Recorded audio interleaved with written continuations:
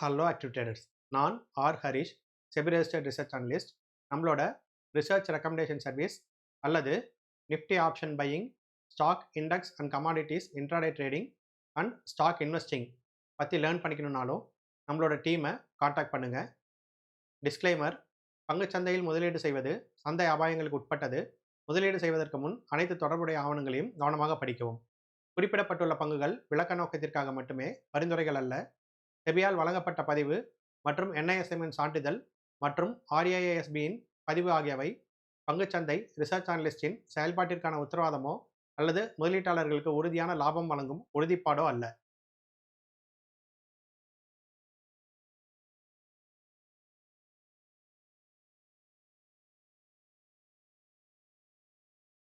இன்னைக்கு நாம பார்க்க போகிறது இன்ட்ராடேல ஸ்டாக் செலெக்ஷனுக்கான ஒரு முக்கியமான மெத்தடு.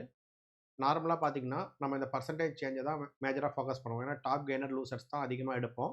அதை எய்தர் ப்ரீ மார்க்கெட்டில் எடுப்போம், அல்லது ப்ரீவியஸ் டே க்ளோஸில் டாப் கெய்னர் லூசர் எடுப்போம், அல்லது லைவ் மார்க்கெட்டில் காலையில் 9:15க்கு ஓப்பன் ஆனதுக்கப்புறம் ஒரு 10 மினிட்ஸ் 15 மினிட்ஸ் விட்டு 9:30க்கு யார் டாப் கெய்னர் லூசர்னு சொல்லி பார்த்து எடுப்போம். இதில் நம்ம டைரக்ஷனலாக போகிறதுக்கு என்ன பண்ணுவோம்னா, இன்றைக்கி மார்க்கெட் எப்படி இருக்குது. ஃபார் எக்ஸாம்பிள் இன்றைக்கி பார்த்தீங்கன்னா நிஃப்டி வந்து நெகட்டிவில் இருக்குது, 1% மைனஸில் இருக்குது. அப்போ நம்ம எடுத்துக்கக்கூடிய இதில் வந்து பார்த்தீங்கன்னாக்கா டாப் லூசர்ஸை வந்து நம்ம மேஜராக ஃபோக்கஸ் பண்ணுவோம். டாப் கெய்னர்ஸ் இன்றைக்கி பாருங்கள் பெருசாக மூவ் ஆகிருக்காது, 3% 2% இந்த ரேஞ்சில் இருக்குது, ஏன்னா மார்க்கெட் நெகட்டிவில் இருக்குது. அதே டாப் லூசர்ஸ் பார்த்தீங்கன்னா பாருங்கள் VDL, இது வந்து பார்த்தீங்கன்னா இந்த ஸ்டாக் ஸ்பிளிட்டு கொடுத்ததுனால இது வந்திருக்கு. ஸோ VDL வந்து அவாய்ட் பண்ணிவிடுங்க. VDL என்னென்னா, நேற்று ப்ரைஸ் பார்த்தீங்கன்னா 760 அந்த ரேஞ்சில் இருக்குது, இன்றைக்கி 278னா ஒரு கம்பெனியை மல்டிபிள் கம்பெனிஸாக அவங்க வந்து இப்போ வந்து இது பண்ணுறாங்க, டிமர்ஜர் மாதிரி பண்ணுறாங்க இல்லைங்களா. அதுக்கு தகுந்த ஸ்டாக் ப்ரைஸ் அட்ஜஸ்ட்மெண்ட்டுக்காக வந்திருக்கு. இது வந்து ஆக்சுவல் செல் ஆஃப் கிடையாது. ஸோ இது வந்து VDL அவாய்ட் பண்ணிவிட்டு, இப்போ வாரியிலேருந்து பார்த்தீங்கன்னா வாரியில் வந்து பார்த்தீங்கன்னா 10% மைனஸ் ஆகிருக்கு. KFinTechல பார்த்தீங்கன்னாக்கா உங்களுக்கு 6% மைனஸ் ஆகிருக்கு. ஸோ இந்த மாதிரி டாப் லூசர்ஸ் யாரோ அந்த டைமுக்கு 9:15லேருந்து 9:30 வரைக்கும் நீங்கள் பார்க்குறீங்கன்னா 9:30க்கு மேலே அதில் ஏதாவது புல் பேக்கோ அல்லது ட்ரெண்ட் டைரக்ஷனில் பிரேக் அவுட்டாக வரும்போது நீங்கள் ட்ரேட் எடுப்பீங்க உங்களோட ஸ்ட்ராட்டஜி படி. ஓகேங்களா.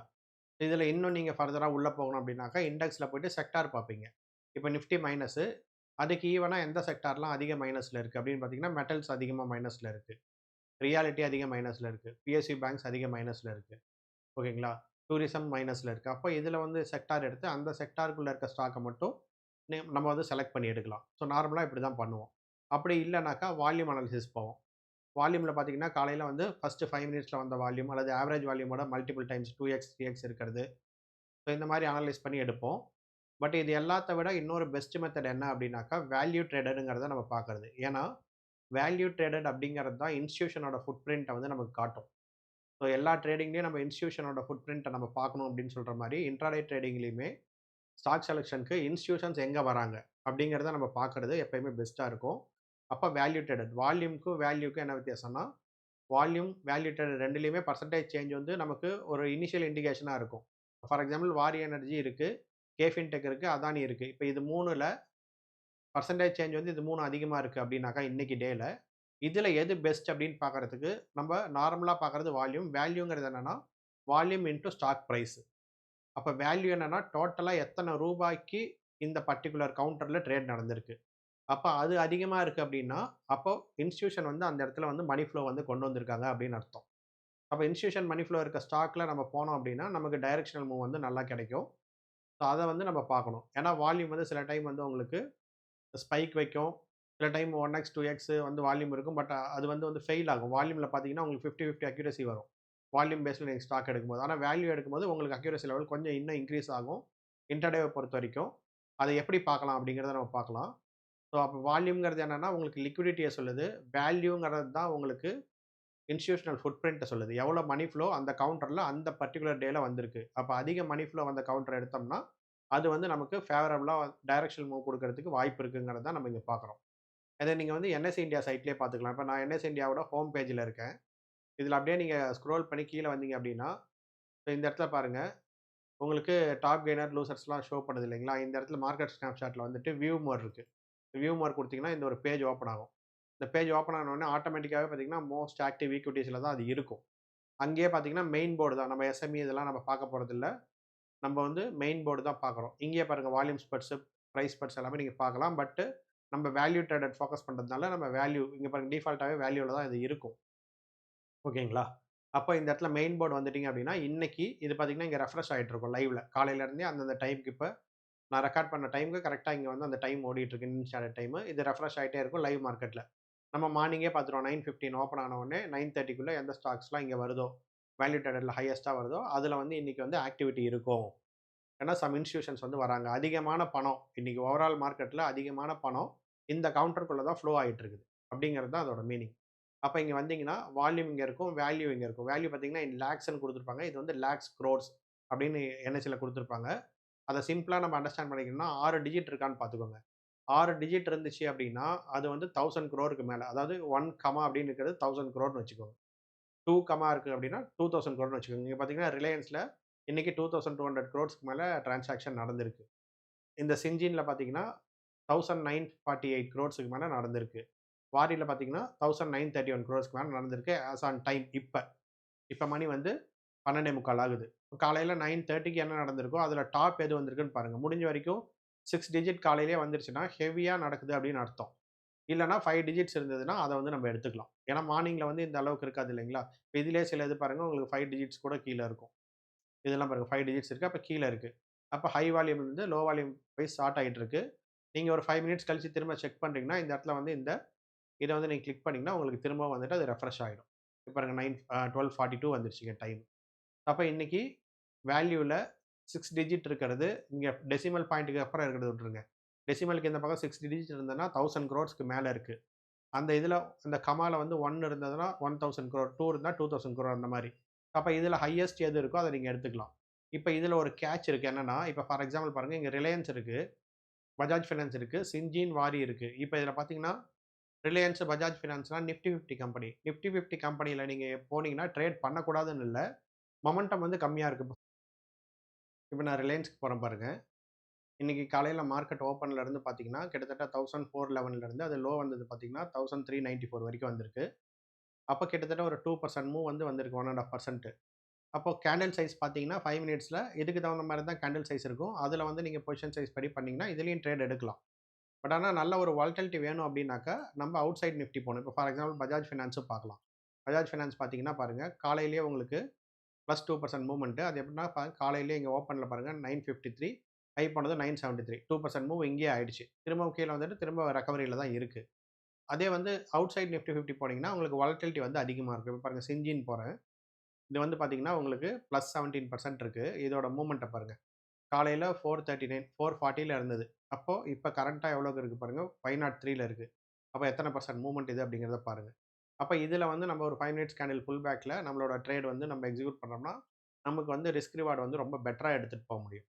எப்பயுமே இன்ட்ராடேல வந்து பொசிஷன் சைசிங் பண்ணி பண்றது தான் பெஸ்ட்டா இருக்கும். ஈக்குவல் கேப்பிட்டல்ல பண்ணும்போது உங்களுக்கு ரிஸ்க்க வந்து ஒவ்வொரு ட்ரேடுக்கும் குவான்டிஃபை பண்ண முடியாது. ஏன்னா ஒவ்வொரு ஸ்டாக்கோட பிரைஸும் ஒவ்வொரு மாரி இருக்கு.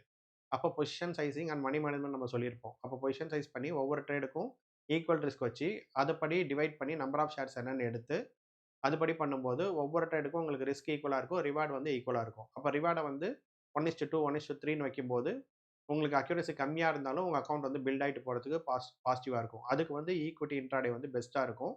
அதுல நம்ம ஸ்டாக் செலக்ட் பண்ணும்போது இந்த மாரி வேல்யூ ட்ரேடர ஃபோக்கஸ் பண்ணி கொஞ்சம் பிராக்டிஸ் பண்ணீங்கன்னா, ஒரு 1 ஆர் 2 மந்த்ஸ் டெய்லி வந்து இந்த லைவ்ல செக் பண்ணுங்க.